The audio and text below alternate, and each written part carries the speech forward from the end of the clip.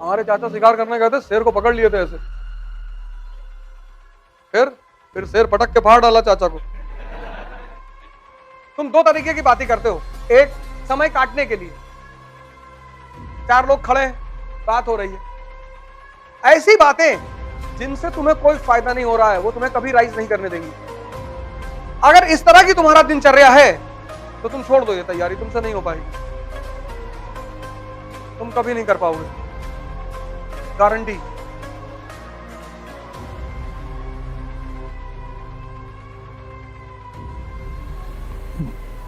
जय हिंद फ्रेंड्स।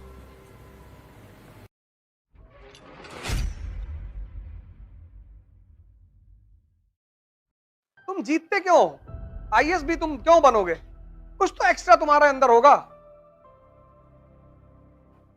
हम सब ऑर्डिनरी हैं, इस बात को मैं बार बार कहता हूं, हम सब ऑर्डिनरी हैं, ऑर्डिनरी हम सब। इस ऑर्डिनरी में कुछ एक्स्ट्रा जोड़ना पड़ेगा। आज सुबह एक लड़का हमसे कहा कोई एक मंत्र बता दीजिए। हमने कहा पुरोहित है मैं, मंत्र बता दे?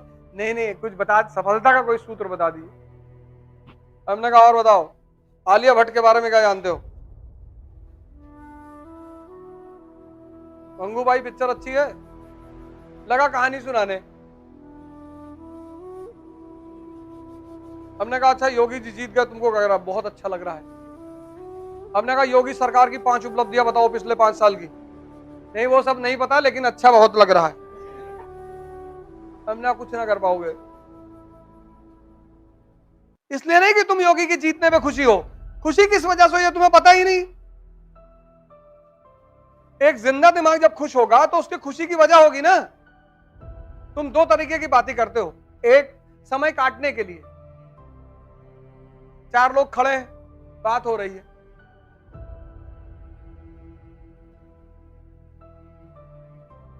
बात हो रही है कि मायावती के पास 5,000 करोड़ रुपए का तो इन्वेस्टमेंट नोएडा में है, ऐसा है वैसा। ऐसी बातें जिनसे तुम्हें कोई फायदा नहीं हो रहा है वो तुम्हें कभी राइज नहीं करने देंगी। अगर तुमने 4 घंटे बात की और कुछ सीखा,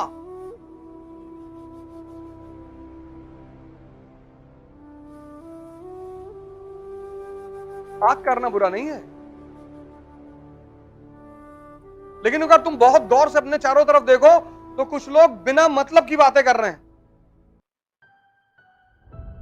अपने घरों की कहानियां सुना रहे हैं। हमारे चाचा शिकार करने गए थे, शेर को पकड़ लिए थे ऐसे,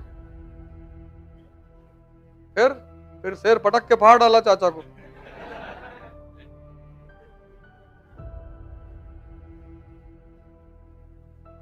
दो तरह की बातें होती, एक समय काटने के लिए, एक सीखने के लिए। कुछ लोग हैं रात रात भर मूवी देखेंगे, रात रात भर सीरीज देखेंगे, रात रात भर पिक्चर देखेंगे, पर उनको तुम राम कथा में बैठा दो, उनको नींद आने लगेगी।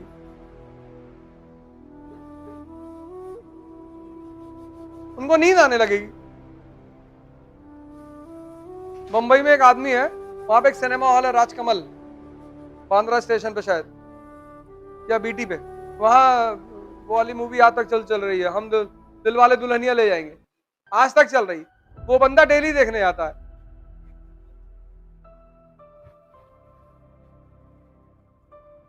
ये तुम गौर करना डेली, इसलिए मैं तो तुमसे कहता हूं डायरी बनाओ, शाम को सोने से पहले अपनी डायरी में झांक कर देखो कि आज तुमने क्या क्या किया।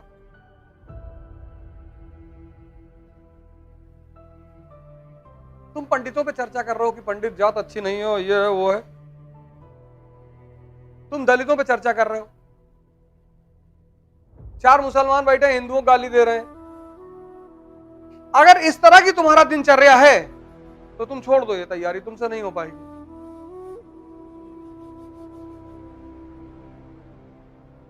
तुम कभी नहीं कर पाओगे, गारंटी। क्योंकि दिमाग में एक ही चीज सेव होगी, चाहे ड्रामा सेव कर लो चाहे थ्योरी सेव कर लो,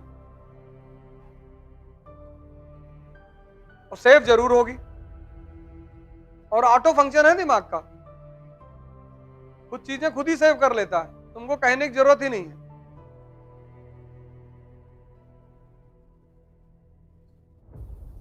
शाहरुख खान के बंगले के सामने डेली 1000 लोग खड़े रहते हैं उसको देखने के लिए। ये देश, और पढ़े लिखे लोग, मतलब अनपढ़ नहीं, पढ़े लिखे।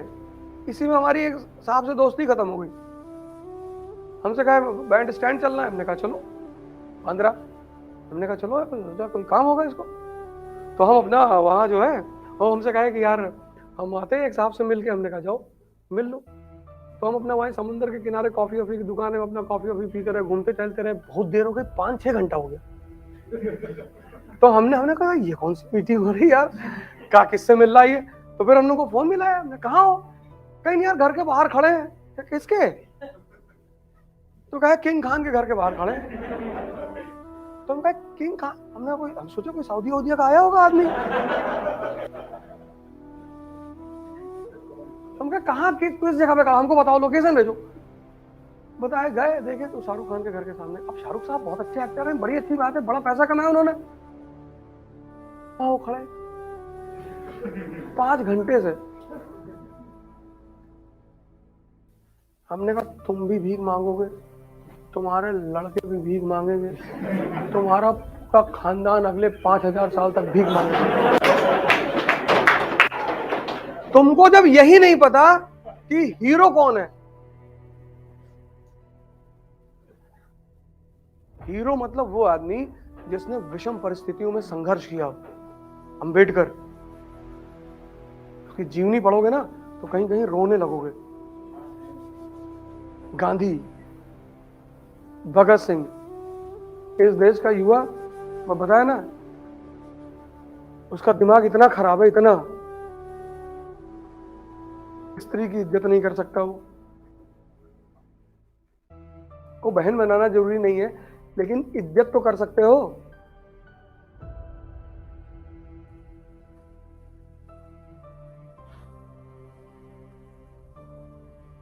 कि वो भी नहीं कर सकते।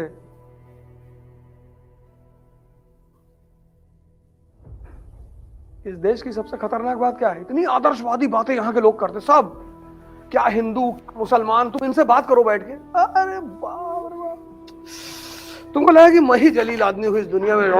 ये लोग बहुत अच्छे हैं, कोई चंदन लगाया है, कोई यहां तक दाढ़ी बढ़ाया है, और 5 रुपए सड़क पे देख लिए पैर पे रख के खड़ा है।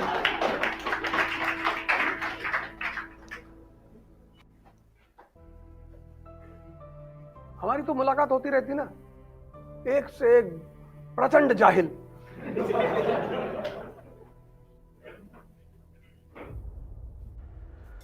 जय हिंद।